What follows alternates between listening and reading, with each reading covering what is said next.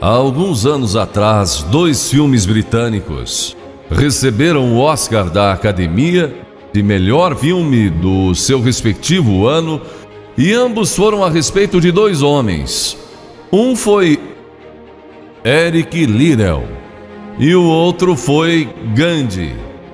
Ambos tiveram a força e a coragem, quando sob pressão, de dizer não a si mesmos, de exercer autodisciplina. Quero tomar como meu texto de hoje 1 Coríntios, capítulo 10, começando com o versículo 12. Aquele, pois, que pensa estar em pé, veja que não caia. Não vos sobreveio tentação, ouçam isto, não vos sobreveio tentação que não fosse humana.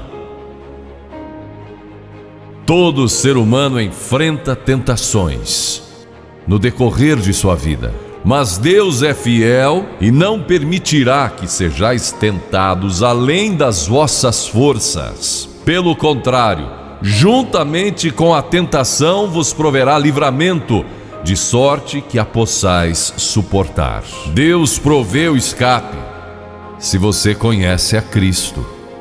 Bom, aqueles 2 filmes tiveram um tremendo impacto sobre o mundo. De 1982, foi Carruagens de Fogo, a história de Eric Liddell, um jovem que disse não a si mesmo e sim a Cristo.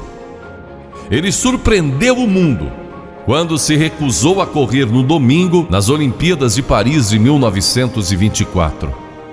E vocês todos sabem que ele disse não até mesmo ao príncipe de Gales, que lhe pediu que corresse, porque ele era o homem mais rápido do mundo nos 100 metros. Mas ele disse não pelo dia ser num domingo e era contra suas convicções bíblicas escocesas. E recentemente foi comemorado o 60º aniversário da grande vitória de Eric Liddell nas Olimpíadas, porque ele correu nos 400 metros em que ninguém achava que teria chance, e venceu. E fizeram esse grande filme a respeito de sua vida. E o que muita gente não sabe é que a vida de Eric Liddell não se limitou àquela vitória, porque depois que se formou na Universidade de Edimburgo, quando partiu, a estação estava lotada de colegas e professores cantando "Saudai o nome de Jesus", porque Eric Liddell foi para a China como missionário. Foi capturado pelos japoneses durante a guerra e morreu num campo de concentração japonês. Mas naquele campo ele trouxe alegria e coragem a todos os prisioneiros, pois pregou para eles e cantou para eles, ministrando as suas almas. E ouvi dizer que estão preparando um outro filme, mostrando a sua vida ali, porque ele teve coragem de dizer não. O mundo ouviu falar dele, porque ele disse não àqueles que tentaram fazer com que abandonasse suas convicções cristãs pessoais. E eu penso em William Booth, há pouco mais de 100 anos atrás, que fundou o Exército da Salvação. Ele se converteu, tornou-se um vigário, pastor, e foi para as favelas de Londres, para as zonas da Luz Vermelha. Pregou entre a gente pobre, formou um pequeno grupo chamado Banda Aleluia, e ia às esquinas, e ia também às prisões. E alguns dos líderes religiosos da época não gostaram daquilo, e assim ele foi chamado diante de uma conferência de líderes religiosos e disseram: William Booth, você vai pregar onde nós o mandarmos, senão será excomungado. Ali estava ele diante daquela vasta assembleia de pastores.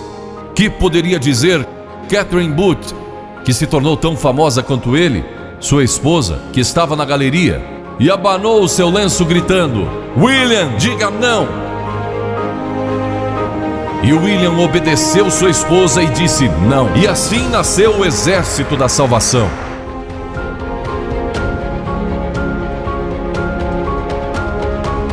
Lemos muitas histórias na Bíblia a respeito de jovens que disseram não e mudaram o curso da história.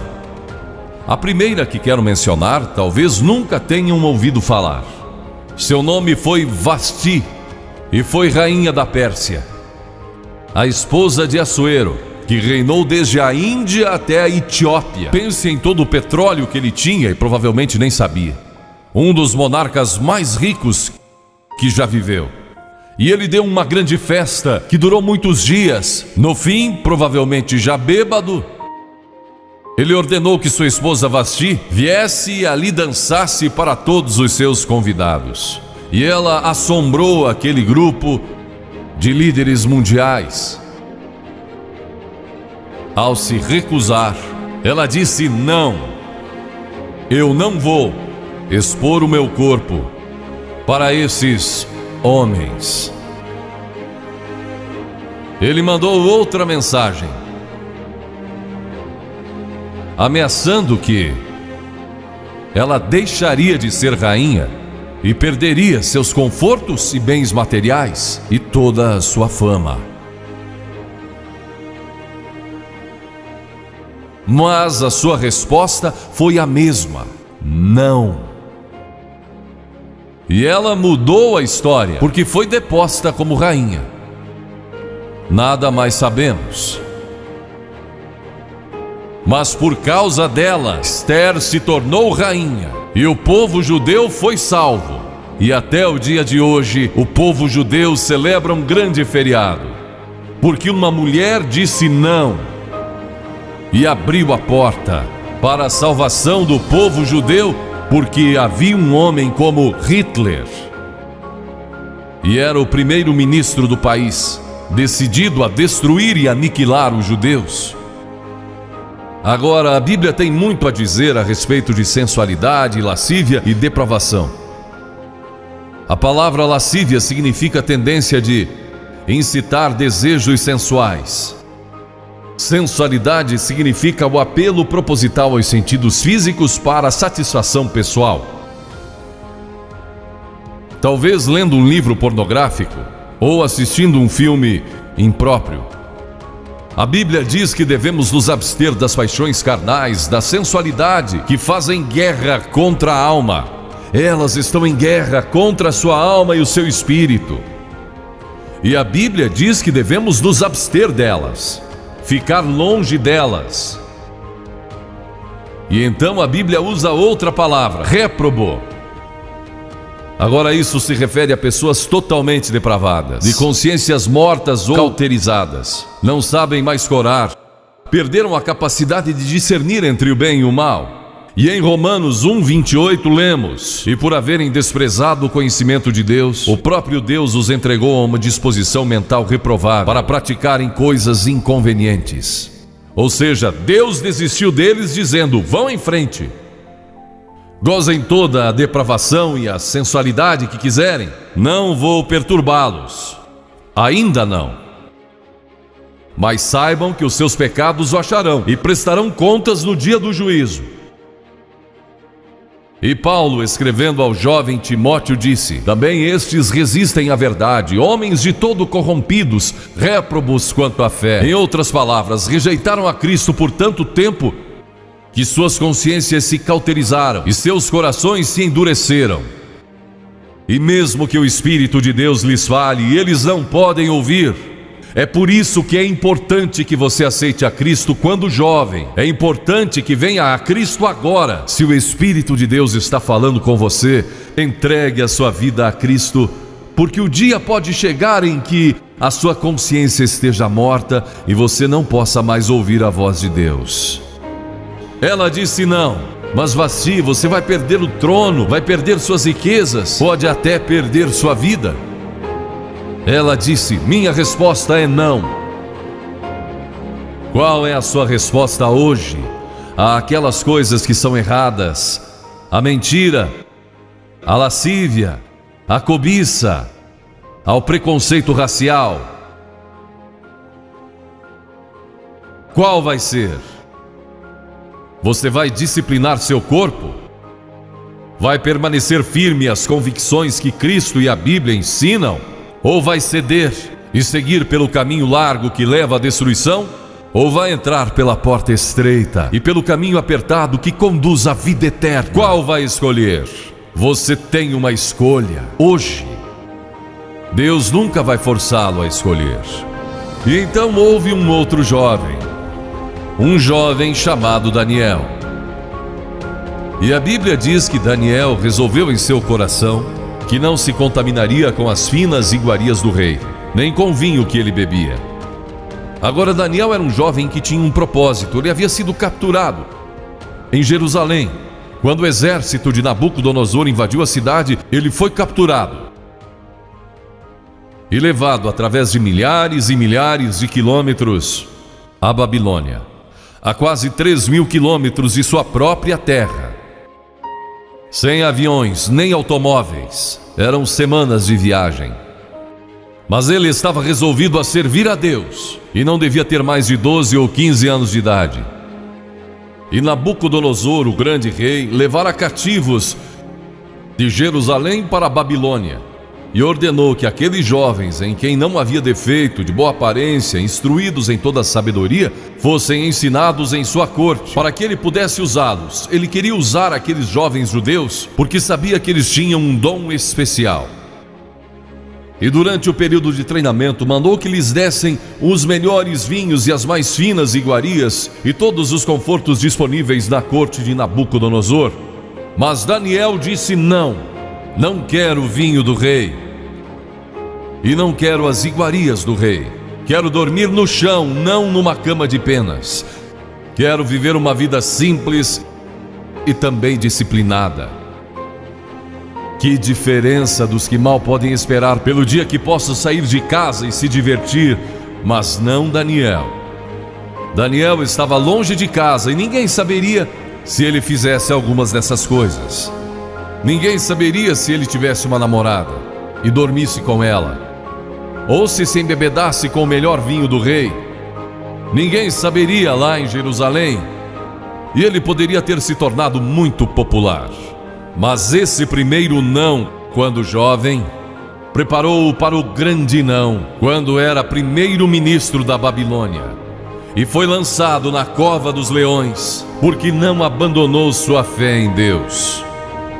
Nós nos contaminamos ao comer demais, ou ao nos embebedarmos, ou ao tomar drogas, ou gastando tempo demais assistindo televisão, ou indo aos cinemas.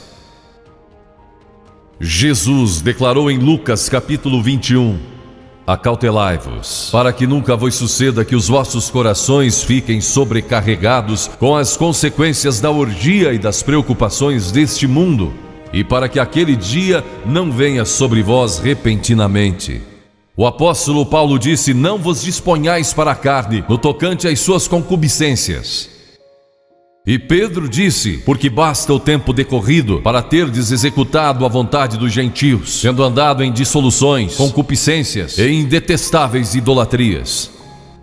A Bíblia diz que devemos disciplinar nossas mentes e também nossos corpos, e disciplinar nosso coração pela nossa fé em Cristo.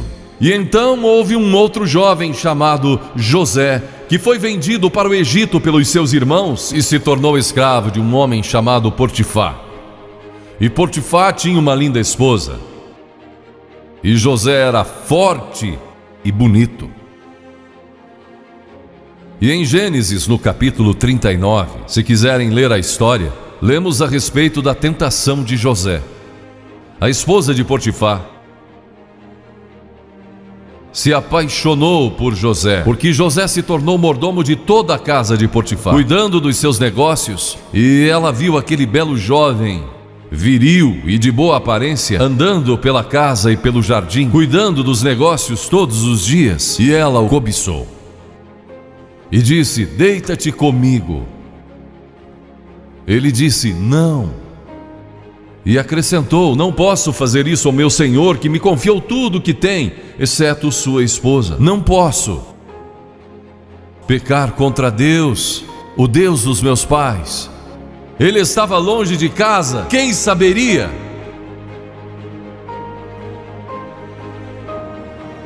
Mas disse não. E quando disse não,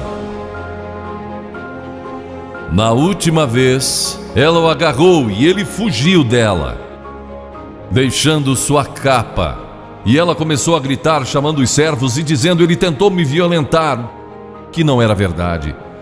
Mas Potifar acreditou e mandou que ele fosse lançado na prisão. E muitos de vocês sabem a história, que ele foi para a prisão e através de uma série de circunstâncias, ele depois se tornou primeiro-ministro de todo o Egito e governou o Egito sobre o faraó. Deus o guardou e o promoveu, porque José teve a coragem de dizer não quando foi tentado. Agora, sexo não é pecado. O sexo nos foi dado por Deus para a propagação da raça humana e para o nosso prazer, dentro de certos limites que Deus estabeleceu para o matrimônio. As características de um cristão são autocontrole, autodisciplina, e Paulo, escrevendo a Timóteo, disse: conserva-te a ti mesmo puro. Mas como você pode se conservar puro num mundo como este? Como pode se manter puro olhando para as bancas de jornais ou assistindo alguns filmes? Como pode se manter puro com as tentações que enfrenta todo dia? Não pode, de modo algum, exceto se Cristo está em seu coração. Ele lhe dará a força e o poder, porque nenhuma tentação lhe sobrevirá que Cristo não lhe ofereça um meio de escape. Entregue a sua vida a Cristo hoje, deixe que Ele controle a sua vida, deixe Ele ser o Senhor de sua vida, deixe que Ele controle essa área de sua vida, sua mente, seu corpo e sua vida sexual. Deixe que Ele tome conta dela. E lemos a respeito de um outro jovem chamado Moisés. Em geral, pensamos em Moisés como um homem velho, de barba, mas foi na juventude que ele tomou uma decisão que o levou à grandeza. Porque a Escritura diz, pela fé Moisés, quando o homem, talvez aos 17, 18 anos de idade, recusou ser chamado filho da filha de Faraó. Recusou, ele fez uma escolha, preferindo ser maltratado junto com o povo de Deus, a usufruir prazeres transitórios do pecado. Agora observe que ele estava no Egito. Era filho da filha do faraó, herdeiro do trono do Egito. E talvez seria o próximo faraó. Mas ele fez uma escolha, porque sabia que seu povo, o povo de Israel, era escravo dos egípcios. E ele teve que tomar uma decisão no auge de sua glória. E no auge de tudo que lhe foi oferecido. E ele disse não a Faraó. Não vou ser seu filho, prefiro sofrer e morrer com meu povo e servir o Deus vivo e verdadeiro. E foi exatamente o que ele fez. E conhecemos Moisés hoje como um dos grandes homens da história. Ele rejeitou os prazeres transitórios do pecado. E há uma diferença entre prazeres e alegria. Quem ama os prazeres empobrecerá, diz a Bíblia. E ela cita um homem que disse: entreguei o meu coração à loucura e aos seus prazeres, mas tudo isso é correr atrás do vento. Quem vive em prazeres está morto, embora viva, amando aos prazeres mais do que a Deus. A Bíblia diz que há pessoas que amam aos prazeres mais do que a Deus. É o seu caso? Você ama a Deus mais do que ama a prazeres pecaminosos? Não falo de esportes e todas essas coisas maravilhosas que temos. Falo de prazeres pecaminosos. Mas a alegria produzida pelo Espírito Santo, e há centenas de passagens que falam dessa alegria. Você pode ter alegria, mesmo quando não tem prazer, porque a alegria é profunda. O anjo disse aos pastores naquela grande noite: não temais, pois vos trago boa nova de grande alegria, que o será para todo o povo. E mesmo no sofrimento, quando você recebe a Cristo, Deus não remove o sofrimento. Ele não remove todos os problemas e as dificuldades da vida. Ele não faz isso. Ele não promete, se você está desempregado, conseguir um emprego amanhã se você aceitar a Cristo hoje à noite. Ele promete que lhe dará graça e força e alegria em qualquer situação. Bem-aventurados sois quando os homens vos odiarem e quando vos expulsarem da sua companhia, vos injuriarem e rejeitarem o vosso nome como indigno, por causa do Filho do Homem. Regozijai-vos naquele dia e exultai. Ele disse: quando vierem a mim e tiverem problemas e tribulações, e as pessoas odiarem vocês, ele disse: exultai, porque grande é o vosso galardão lá no céu, pois dessa forma procederam os seus pais como os profetas. Todos que viverem piedosamente em Cristo serão perseguidos. A Bíblia diz: ainda haverá sofrimento. Jesus disse: quem não tomar a sua cruz e negar-se a si mesmo não pode ser meu discípulo. Moisés escolheu a alegria de seguir a Deus em vez da vida de prazeres no Egito. O que você está seguindo? Qual é a sua escolha nesta hora? E então o último é Jesus. Jesus foi tentado em todas as coisas à nossa semelhança, mas sem nenhum pecado. Quer dizer que Jesus foi tentado a mentir? Sim. Que Jesus foi tentado a cobiçar? Sim. Que ele foi tentado a adulterar? Sim. Que Jesus foi tentado a roubar? Sim. Ele foi tentado em todas as coisas, como nós, mas sem pecado. Como ele teve vitória sobre a tentação? A Bíblia nos diz no capítulo 4 de Mateus e em muitos outros textos, mas vou falar só deste. O diabo veio a ele quando ele estava faminto e sedento e disse: se és o Filho de Deus, manda que essas pedras se tornem em pães. Observem que ele tentou colocar dúvidas na mente de Jesus quanto à sua identidade. Agora Jesus era o Filho de Deus, nascido de uma virgem, Filho de Deus, que foi ressuscitado dos mortos pelo poder de Deus e está vivo hoje. Mas o diabo pôs dúvidas em sua mente. Ele estava fraco e cansado e faminto, um ser humano. Ele não enfrentou o diabo como Filho de Deus, enfrentou como homem.